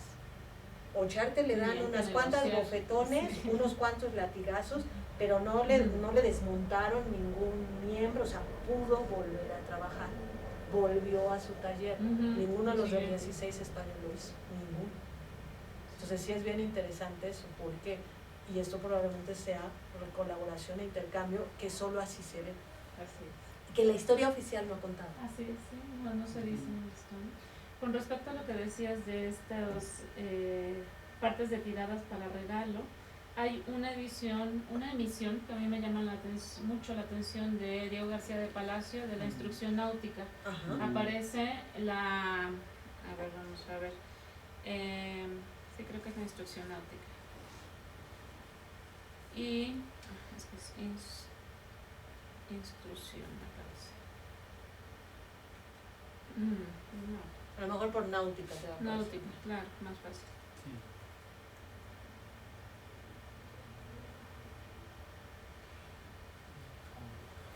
Debe ser cuál. Ahí lo tienes. Vamos a ver, aquí, detectado emisión por cambio de escudo en portada. Una, la emisión A tiene el escudo del virrey y la otra de la familia. Entonces yo creo que eso explicaría que una parte de la tiradera para regalo, bueno, Sí. seguramente, o no sé, ¿no? Pero me suena Pero a regalo. puede tomar Me esos suena. tenores. Ajá. Es decir, una de las cosas que nosotros no sabemos, y sin estas revisiones no lo sabremos jamás, sin No. estas comparaciones, es esta idea, ¿no? Es que Sí, esto no es- estaba documentada, esta emisión no estaba documentada, ¿no? O sea, y esto sale a partir del cotejo de ejemplares, Claro. ¿no? Voy cotejando y de pronto me salta una, y digo, esto no, lo bueno es que sí tengo una buena memoria fotográfica, Eso es porque cuando lo Está veo, bien. digo, esto no. No, pero tú dices también te lleva Sí. un poco, por ejemplo, a mí, cuando estoy trabajando a los hogar y un poco buscando a la viuda, me saltaban ciertos elementos tipográficos porque Ajá. empiezan a ser extraños, ¿no? En esta revisión. Y mira que no se hizo entre ejemplares, solo entre la producción. Ajá. Pero estábamos haciendo una revisión bibliográfica, por lo menos puntual, como para saber qué tenía. Sí. Y sí, hay elementos que la propia familiaridad que tomas con el objeto Ujú. te van saltando, sí. incluso en el tamaño. Sí, sí. Porque tú, cuando el tamaño real, ¿no?, de las ediciones, Sí. que es una de las cosas que tampoco se suele decir, nosotros no sabemos el tamaño real de las ediciones porque no las hemos comparado en función de los pliegos. No sé si es Alexander Stull en la obra de Bali, que es el primero que pone el tamaño de los pliegos en papel. Ajá. Hay una parte Sí, en una su parte. documento que dice, los papeles de la prensa novohispana eran tales y cuales. Ujú. Y claro, evidentemente hablas de distintos tipos de prensa y distintos tipos de papel, pero lo que nosotros hemos heredado son ediciones recortadas Ujú. y a veces muy Muy recortadas. recortadas, sí, a Incluso veces. estos refilones sobre los cantos se llevan textos, se Textos, llevan sí. numeración, Titulillos, titulillos. sí, muchos. Tengo Lo que muchísimos sí sabemos ejemplares. es que ningún impresor ni los novohispanos eran tan bestias. O sea, tenían un trabajo muy equilibrado, Sí. su papel, es decir, su proporción, no solo por la cuestión estética, sino por funcionalidad. La Sí. caja no funcionaría, la Con caja otro. mecánica, Ujú. sin esos espacios de papel mínimo, la marginalia general. Así es. Y la composición está respondiendo a eso. Ujú. Lo que pasa es que estas cosas no se ven. Y sí es así como de mucho detalle. Yo lo entiendo porque lo he hecho, pero para mucha gente esto es así como que o sea, Sí, qué no pereza. tiene otra cosa que hacer. No se va de cabaret usted, señora. Aprovecho para mostrarles cómo queda un registro, ¿no? Sí. Está el número, el autor, el número del registro, el autor, el título, actualizado, pero respetando también algunas grafías como el uso de V y U con valor vocálico y consonántico, la cedilla, etcétera. Los datos del pie de imprenta y aquí está la descripción material, ¿no? Es un cuarto, la fórmula colacional, si hay blancos, las hojas, los folios, si hay blancos también, la tipografía y los pliegos. Eso es muy interesante. El número de pliegos utilizados para el libro, ¿no? Y las fundiciones, los tipos de fundiciones que les decía, sí, las erratas. Que es y lo todo del esto. método. El método, exactamente, combinado con el análisis del diseño de Norton, ¿no? Y donde aparecen las fundiciones, básicamente, ¿no? Portada y texto. Y lo interesante de que es una colaboración de Ocharte y Ricardo, es que los tipos son de Ocharte. Es cuando llega Ricardo en el 77, ¿verdad? No, antes, creo que 75, 76, porque llega a trabajar como jesuitas. Ajá. Pero específicamente está compuesto con los tipos de Ocharte. Lo que va a ser interesante es comparar el trabajo, y eso tampoco nadie lo ha hecho, son el trabajo de Ricardo en España Y en Perú, con Perú. claro, Sí. eso falta, ¿no? Porque yo ahí ya sabíamos tengo, si se llevó, ¿no? exacto, yo ya tengo todo lo documentados, todos los muestrarios de Ricardo. Sería nada más irse a Perú y mirar lo Y que hay mirar lo en que hay Perú en Perú. y saber qué se llevó y qué dejó, porque sí dejó. Tiene que haber dejado. Dejó algunas cosas. Hay unas iniciales grabadas que aparecen justo cuando llega Ricardo a la Nueva España y después Ocharte las iba usando. Y eso es un poco lo que puedes deducir a partir de esa herencia material. Documentado no está, y que yo sepa ninguna de las historias que se han hecho, y mira que se han hecho historias de los impresores del 16 al revés y al Muchísimo. derecho, y se ha repetido, se ha recuperado documentación. Ya no sé, tú me dirás mejor que has estado más metida, ya no sé si alguien más se ha metido así como para buscar nuevas fuentes, pero yo creo que es como repetición No, hace sobre lo que se ha falta que- encontrado. Sí. Entonces a lo mejor sí valdría la pena volver a buscar, ¿no? Ujú. Por ejemplo, en lo que tú has hecho, el famoso expediente de Ocharte, prácticamente ya nadie consulta el original porque buscan a través de Alexander Stull Sí. y lo que Alexander Stull dice en Dijo. ese documento. Entonces, por ejemplo, el propio libro que publica La Nacional, los tamaños de los impresos que están ahí no son tan exactos, ¿no? Ujú. Por ejemplo, el grabado de la Virgen del Rosario Sí. cambia. Y, por ejemplo, esa es una cosa rara. ¿Por qué se imprimió esa Virgen del Rosario así? El que yo sepa, en mi imprenta del siglo XVI es única. Y se conserva gracias al pleito. O sea, esa es la razón por la que Juan Ortiz y Ocharte llegan a Inquisición. Por una pequeña expresión que dice, al final, en la parte inferior del grabado, que a los inquisidores les pareció adivinatorio. Y entonces estaba todo esto, todas estas especulaciones sobre el futuro están prohibidas, y a partir de ahí llega. Pero el trabajo de Juan Ortiz, con certeza, además de eso, ¿qué parte de él, de todo este trabajo de ilustración le perteneció? ¿Es su diseño? No sabemos. Pero alguien que hizo esa Virgen, la característica de la Virgen se parece un montón a un montonal de grabados que están entre el final de Pablos, Ocharte y Parte de Espinosa. La cara, tú ves la cara de la Virgen y se parece un montonal de Virgen, ¿no? Como la expresión, la forma, pareciera todo un estilo, pero nadie jamás se ha metido a estudiar eso. O sea, Juan Ortiz desaparece y desaparece. No sabemos ni qué pasó con él, solo sé que fue desterrado, entonces en teoría debió haber vuelto a España o haberse ido a otro territorio americano. Porque no recuerdo si el expediente dice, no suele decir cuántas millas, ¿no? Está desterrado y de qué ciudad y hasta cuánto pueblo, ¿no? Y cuánto tiempo también. Entonces a lo mejor sí regresó y hizo otro trabajo, más en silencio, ¿no? Como dice Clive Griffin, ¿no? Empezando a trabajar, ¿no? Fuera del radar. Sí. O sea, sí se quedan, pero trabajan fuera del radar, no dejando evidencia de esto. Y eso es lo que se ve aquí.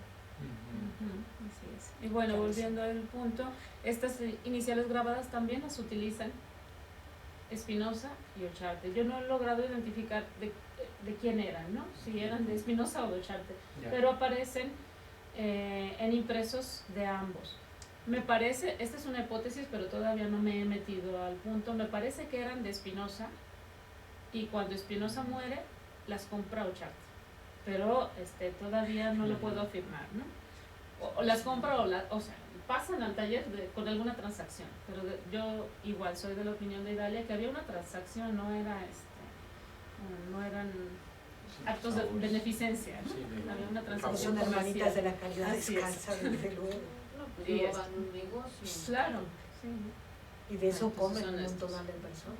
Y la combinación de todo esto, de la revisión del expediente inquisitorial, del contenido del texto y de los grabados, y de la combinación de la tipografía y las iniciales grabadas, me lleva a la conclusión de que se trata de la primera edición del Antifonario Dominical, impreso por Antonio de Espinosa a costa de Pedro Ocharte, más o menos en este arco temporal, ¿sí? De acuerdo también con el desgaste de los materiales, y no estaba documentada por la tradición de la Entonces, Tengo una tenemos duda edición puntual respecto a esto. Ujú. ¿Sabes que recientemente la doctora Grañén, en uno de sus trabajos de restauración en Oaxaca, han encontrado el Santoral, un nuevo impreso? sí, un gradual Santoral. Y esto No no es es este. No, aquí lo tengo también.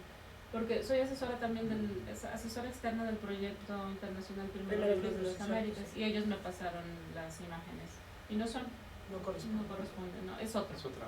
Es otro. Pero sí es edición no registrada la que ellos encuentran en Oaxaca. Exactamente, sí, no estaba registrada.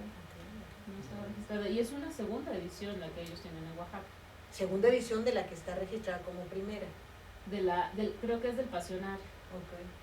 ¿Sí? Porque el expediente inquisitorial habla de dos Ajá. ediciones. El antifonario, que es por el contenido, y el Pasionario. Y entonces ellos lo que encuentran es En la segunda edición del Pasionario.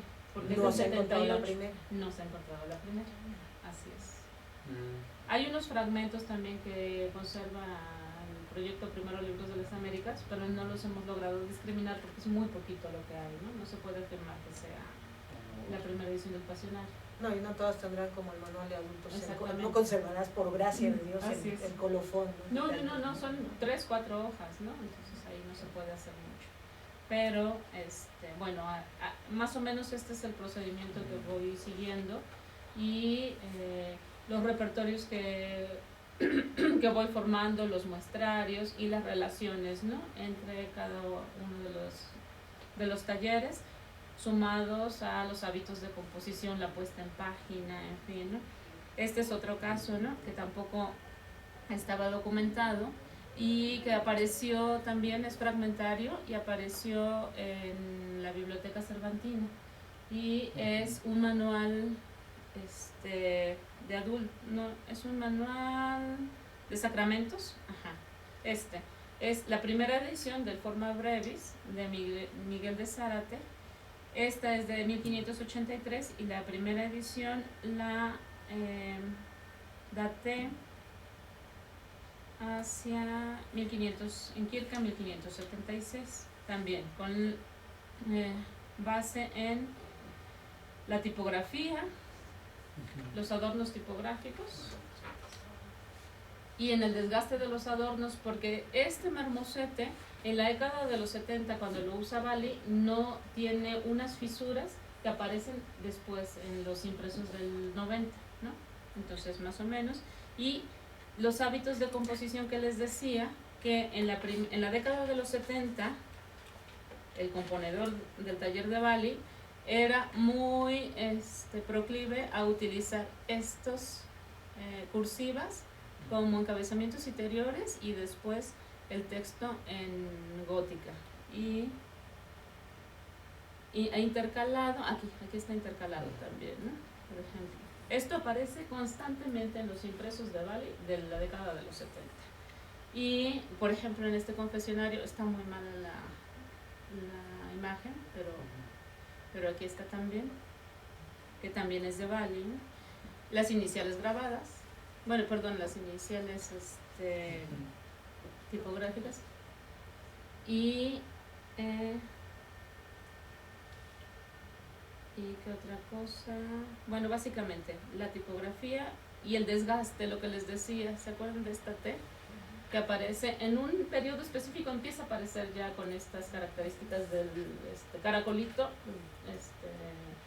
desviado, ¿no? Y es justo como está en este fragmento de Forma Brevis, ¿no? Y entonces queda asignada como la primera edición de Forma Brevis de Miguel de Zárate, impresa por Pedro Bali en Quirca 1576, que tampoco estaba documentada por la creación bibliográfica, ¿no? Entonces ya estamos sumando con estos dos y el que localizó la doctora Grañón Porrúa, 3 ediciones. Ajá. A nuestro patrimonio. Pero tú has mencionado ahorita dos que no están identificadas. Y la de Grañón Porrúa. La de Grañón Porrúa son 3 nuevos que no habían Que aparecido. no habían aparecido. Así es. Más estos pedazos que podrían Más ser estos otros. pedazos que no hemos discriminado aún. Yo sigo trabajando en ello, pero todavía no tengo suficientes elementos para decir.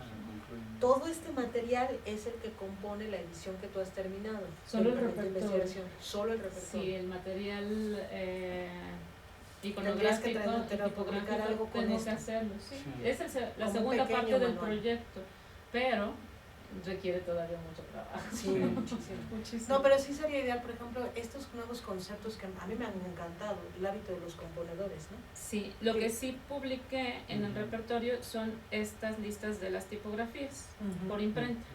Ya, como está, en donde aparecen, esto ya es parte del repertorio, ¿no? De cada una de las imprentas. Y lo mismo que les decía, ¿no? Si Griffin o alguien más ya les había documentado, ¿no? Pero, por ejemplo, a cualquiera preguntaría, y me parece que es pertinente, un montón de estos impresos han sido registrados más de una vez. Sí.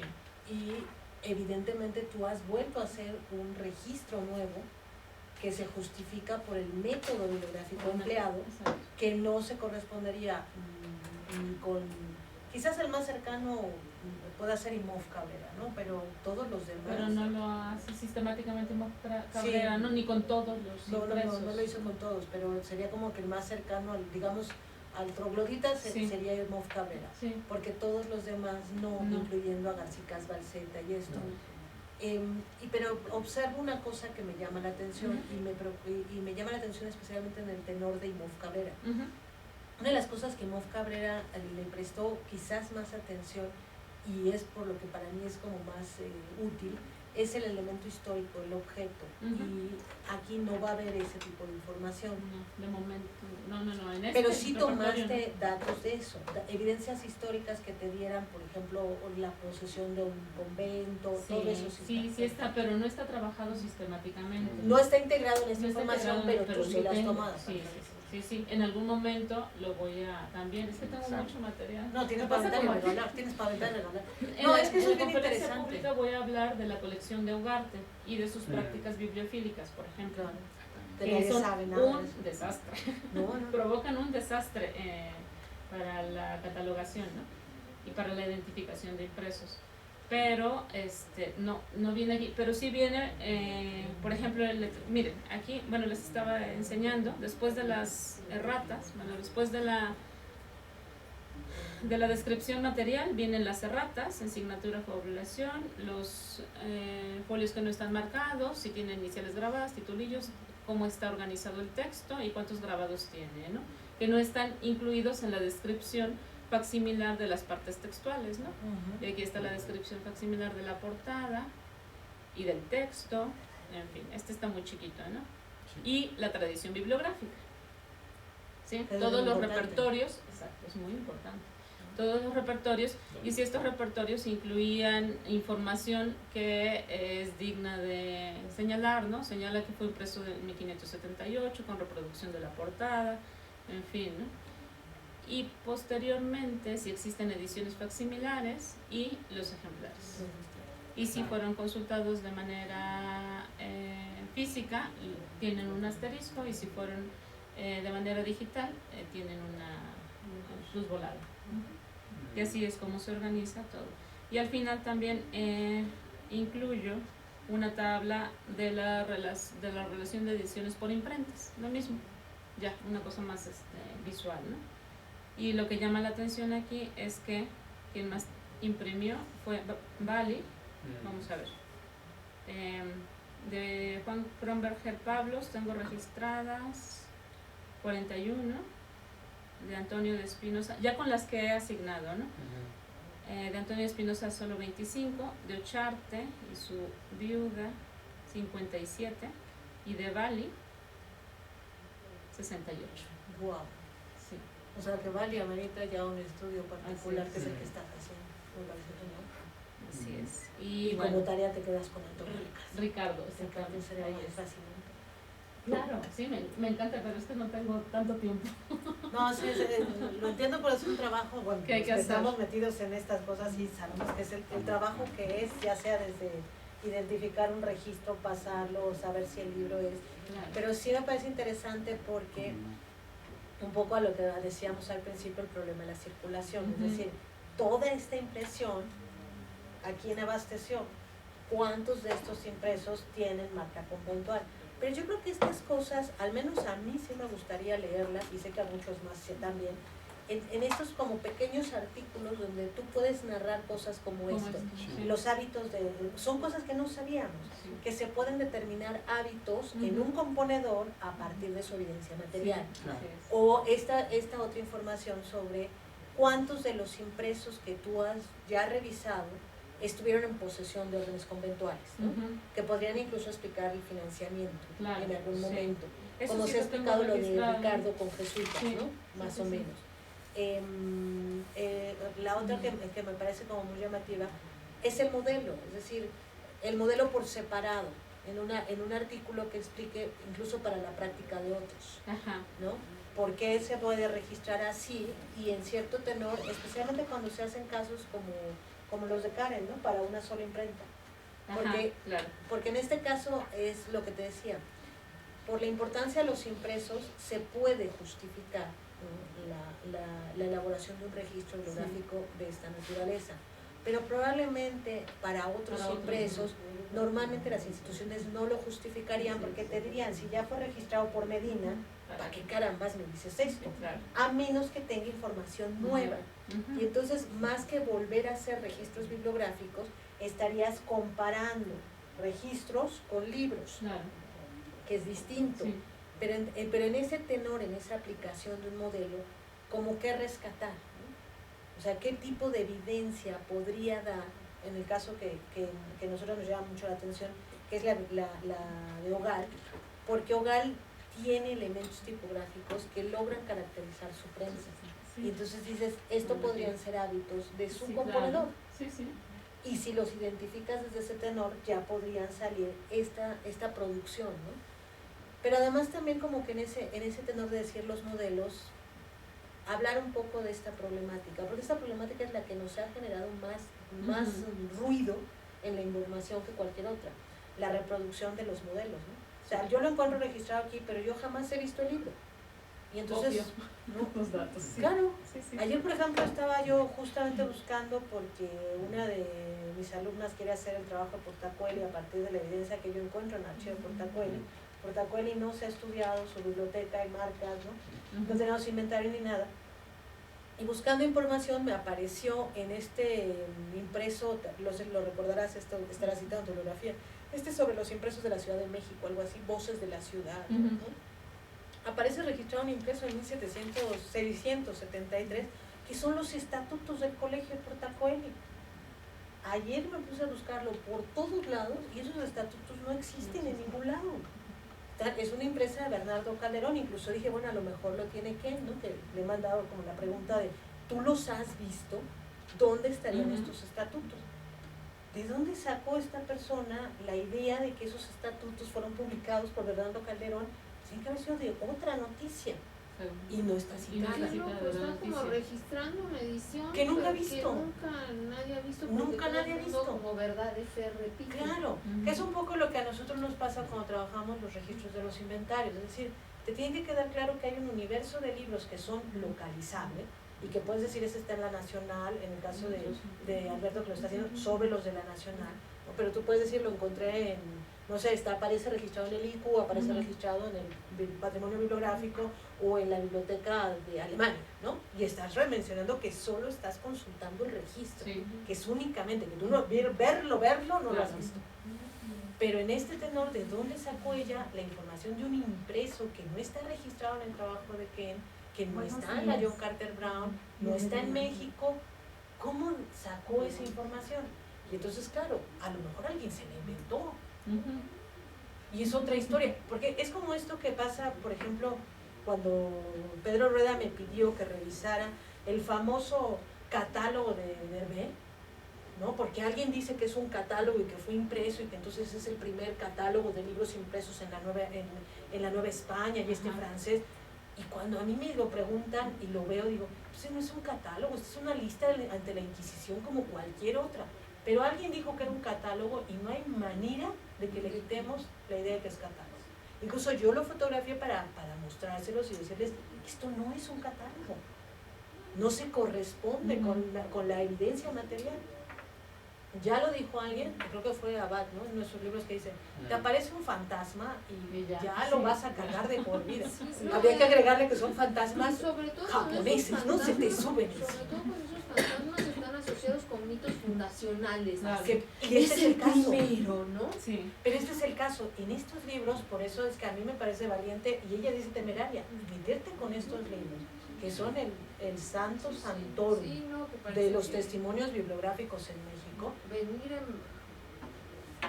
¿Cómo lo explicas?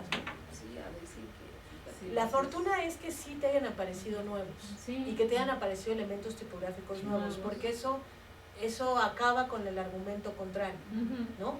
En aquel lugar de, ay, que no tiene otra cosa usted que hacer, el encontrar evidencia nueva sí te permite decir, vale la pena. Sí, claro. Inclusive para CONACYT. El propio CONACYT dice, bueno, ya aparecieron 3 nuevos, entonces se justifica la inversión económica que yo hice en esta investigación.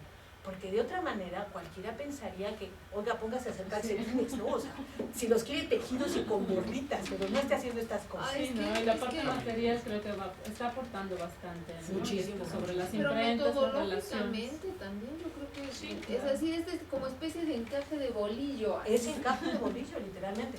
Por eso yo creo que ella sí tendría que pensar, incluso como una cosa más inmediata, un texto, ¿no? Metodológico que explique la metodología y por qué te permite ver estas cosas. Porque nos ayudan los demás. Ya publicó, pero sobre la imprenta española, ¿no? Exacto.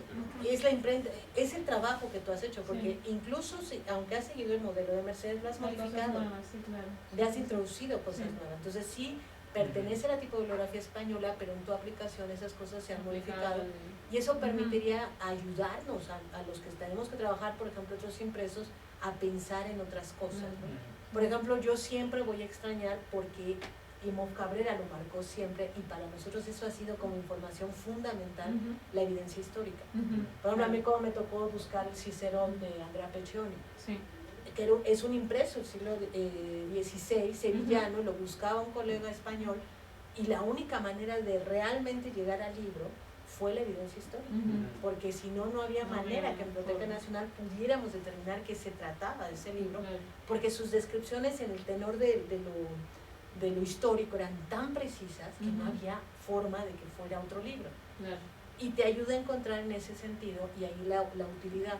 En este caso sirvió precisamente para identificar una edición última, es el último testigo que queda material de esa edición, que por la importancia que tuvo, porque es Cicerón, las epístolas familiares, en el contexto en el que se hizo, porque eso es normal en el 16, por ejemplo, español, sí hay asociaciones de impresores, Sí. y se conocen periodos no cortos, no para una edición ni dos, sino largos de asociaciones de 2 impresores, a veces librero y impresor, que se asocian para producir un rato, ¿no? Que era este caso, la única manera fue eso. Pues claro, yo siempre veré aquí que me falta eso, entonces tú tendrías como que explicarme, especialmente cuando ya no son ediciones del siglo XVI, cómo la vas a comparar, bajo qué criterio compara, si amerita hacer una descripción así, o si a lo mejor tienes la suerte de que te tocó un troglodita del pasado que lo hizo con bastante detalle y solo le anotas cosas, ¿no? Sí.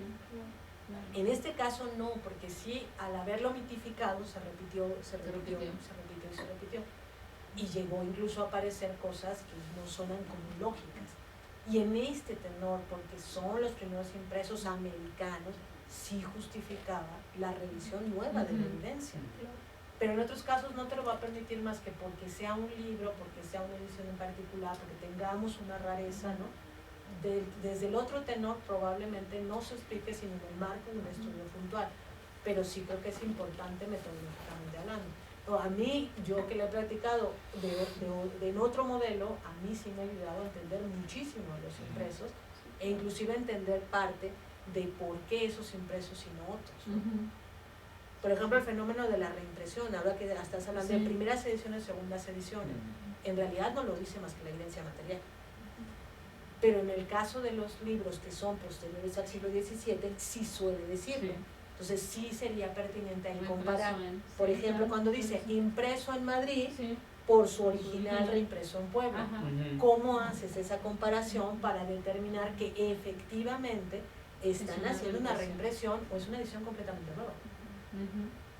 porque de eso no sabemos. O sea, el fenómeno de la reimpresión novohispana, ya marcada a partir del 17, ¿cómo poder determinar cuándo, cómo? Yo creo que el método nos ayudaría. Ya son las 12, solo hay una persona. Ok, entonces esperamos un momentito, mientras seguimos aquí. Sí, no, lo único que registré, te digo, eran los ex libris, bueno, aquí, ¿no? Ex libris y marcas de propiedad, las etiquetas. Pero de los procedencias. ejemplares conservados. De los ejemplares sí, conservados y consultados, ¿no? Porque Ok. otros yo no los consulté y tampoco puedo ponerlo. Exacto. No, puedes de hacer los que eso. consulté, aquí están. Pero hay muchos, es que en algunos casos hay muchísimos conservados, en otros no. Se conserva uno, dos, ¿no? Pero en este caso vean cuántos hay y entonces voy registrando los ex libres, los sellos de las bibliotecas, de la colección del colegio, ¿no? Jesuita. Está eso mencionado, fue Ajá, donado. así Interesante. No, esos sí lo son los registro. datos que a muchos nos interesan Sí. porque el estudio que estamos haciendo. Claro, esto sí viene registrado cuando miré el ejemplar y tenía algo, entonces va y se registra y se pone en la sección de los ejemplares. Y ya está, pero hay muchos que están en Alemania, en Austria. Bueno, ahí yo, aunque lo dijera la biblioteca, yo no lo vi, entonces ya no lo No puedo se Claro. registra. Y en ese tenor, por ejemplo, cuando tú hablas ya del repertorio, supongo que como todos los textos, especialmente académicos, tienes un estudio introductorio. Sí, claro. Y en este estudio introductorio tú explicas, pero el modelo de manera muy breve. De manera muy breve, sí. Por ejemplo, esto que... ¿Y cómo se es que organiza no les la viste la cara estructura? cuando tú les dijiste Proctor Haebler y ellos se quedaron así como que eso lo será tu abuela. ¿No? Porque no, es un modelo muy complicado, Ah. pocas veces está explicitado, no se ha publicado en español nada, Nada, así sí. que diga, este es el modelo Proctor Haebler Ajá. y Se se hace así. trata de, ¿no? Exacto. Ese sería Sí. bien interesante también Ajá. publicarlo, porque que yo sepa ni Mercedes, ni No. Julián, nadie Nadie. ha hecho un, a ver, les vamos a poner el modelo Proctor Haebler. Y en este país en ese momento sería bien interesante, Ujú. especialmente por la gente que está trabajando tipografía histórica y ¿cómo se llama? Y ilustración. Muy bien. Porque Sí, claro. yo he oído, recuerdo ¿cómo se llama el que publicó de la tipografía de Antonio Espinosa? Que hicieron como una revisitación de la tipografía de Sí, no Antonio me acuerdo. Espinosa, es un diseñador gráfico. Ah, ¿Sí recuerdas sí, ese me modelo? acuerdo de este chico. Él no menciona nada No, sobre sí. los tamaños de las letras, pero Se nada. llama- Sí. Lo tengo citado, pero no me acuerdo. ¿Cómo se No llama me este acuerdo. señor? Bueno, conoces Es el un joven, mismo. sí, Es sí, un sí, joven y que es al chico diseñador lo tipográfico. conozco también. Es el diseñador que ha hecho la tipografía de Gandhi. ¿Ah, sí? El diseñador de la tipografía Gandhi, que todo eso está disponible y gratuita, Ajá. de todos los anuncios comerciales que Sí, vemos sí, de sí. Gandhi, es el diseñador de Gandhi. Ujú. Lo hace después de la tipografía de Antonio Espinosa. Ujú. Pero en su estudio no menciona nada No, no. sobre los tamaños los tamaños. antiguos. No, pero no. Menciona esto que tú estás diciendo ahorita en algunos de los momentos, ¿no? De Sí. cuando cita Mercedes Valladares, Sí, cuando está citando en el texto del Tecnológico Monterrey, sí, dices, ¿no? Y Grañén por Rúa se refiere a esto en tipos modernos. sí. Y esa es la idea, es decir, la idea que tenemos ahora de la medición de los tipos antiguos está basada en un tipómetro moderno. Ajá. Ujú. Y entonces no se corresponde, hace. porque No, me estás no se diciendo, corresponde. me estás Se diciendo que hay desfasa. 5 milímetros de diferencia. Sí. Y 5 milímetros en Es esto mucho. son No, pues, mucho, no, mucho. muchísimo. No es 1 y medio. 5 milímetros es medio centímetro. Es medio Sí. centímetro de diferencial en la que ella encuentra, pero yo creo que la explicación es que se están basando todos estos estudios en tipómetros modernos. Sí. Y entonces tendríamos que cambiar nuestra evaluación en ese tenor a Para partir ese de una periodo, explicación, claro. pero para todo el periodo de la prensa tipográfica Ujú. hispana. Sí. Es decir, para el periodo que abarca 3 Sí, claro. siglos. Sí, sí, sí. Porque durante esos 3 siglos, la Tanasia, la Sí. Canon son las mismas. Sí, Es sí, decir, las no mismas. hay una remodelación. Y efectivamente, en materia de tipos, en lo que yo conozco de historia de la tipografía novohispana, no sabemos nada. Ujú. Sabemos que existen, por ejemplo, que eso sería interesante que consideraras para ese artículo. Para ese artículo. Está en San Ildefonso, los tipos de San Ildefonso están en el archivo histórico, yo tengo Ujú. la foto si la quieres, Ah, muy y ahí bien. dice, Atanasia tantos puntos, no sé qué tantos Ah, puntos. Esa prensa que fue la del Real Colegio San Ildefonso Ajá. se vendió a principios del siglo XIX, Habría que hacer la pero los relación. tipos, estaríamos hablando que esa prensa se funda después de déjame acordar porque tengo las fechas. Ricardo se va, la prensa se elimina, la prensa en el colegio jesuita, pero creo que se vuelve a activar a finales del 17. O sea, vuelven a poner prensa. Entonces sí tenemos cuando menos unas cuantas listas donde sí aparecen Atanasias, ¿no? Gran Canon, y en algunas ocasiones viene con puntos. Muy bien. Entonces eso te serviría a ti como para hacer esa relación y hacernos un artículo en este tenor de decirnos, no, entonces no medamos con un tipómetro, midamos con esta metodología, y entonces va a ser como más cercano. Porque ahorita se dice así, 12 puntos, ¿no? Una Atanasia 12 puntos, y dices, ¿y eso qué es? O sea, ¿cómo? Porque no tenemos más que esa evidencia, es decir, si tú consultas los libros que hicieron los impresores en este tenor, es lo que vemos. Doctora, si ya podemos empezar, ¿Ya? porque tenemos personas en línea y están saliendo. Nada más, el dato que me pedí es 5 centímetros por 6.9. Una maravilla. Este solo detalle, ese sí merece su propia publicación, ¿no? Pues ya lo puse en el artículo.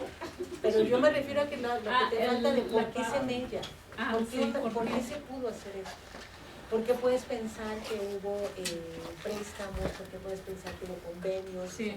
Esta parte que es como Ya más más material. A mí me parece que es de la interesante. reflexión, ¿no? A mí me encantó porque es otro glorita. Ya sé que a ustedes Bueno, espero. pero No, sí, no, a mí sí me encanta porque es otro glorita. No, al contrario, sí, es como un